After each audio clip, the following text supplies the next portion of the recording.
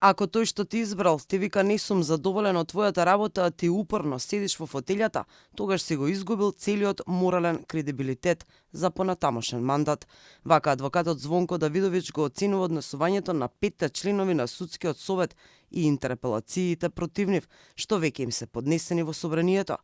Ако кај нив не работи моралот и упорно си ги чуваат фотелите, тогаш секој има право да им каже дека нивните одлуки се без кредибилитет. Морална нивна обврска е, значи не постои законски основ, него нивна морална обврска ќе биде да поднесат оставка.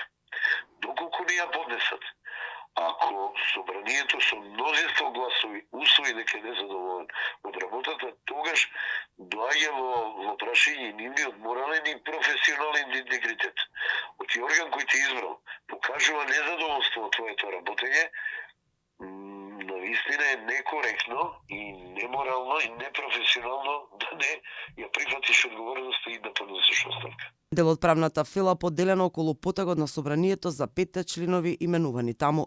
Собранието прво да презентира план за избор на нови, а потоа да одлучува за актуелните, коментира Дарко Аврамовски. Кога станува збор за изборот на членовите на судскиот совет, токму тука беа и нашите забелешки на оние изјави за разрешување на членовите, затоа што ќе беше многу подобро собранието ако ни презентираше некаков план како планираат да ги изберат следните членови пред да размислуваат за тоа како можат да го прекинат мандатот на овие.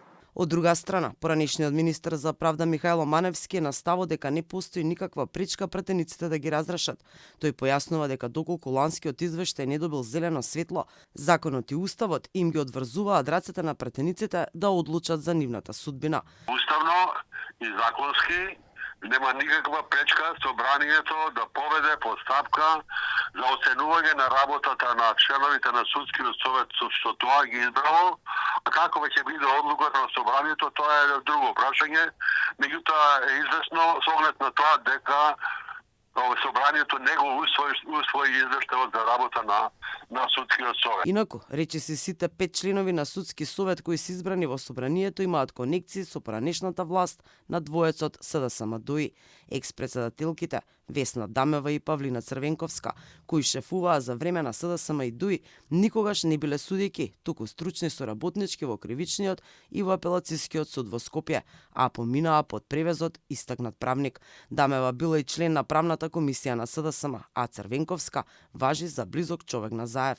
Селим Адеми, пред да решава за судбината на судиите, бил секретар во општина Гостивар и државен советник во секретаријатот за спроведување на Охридскиот рамковен договор.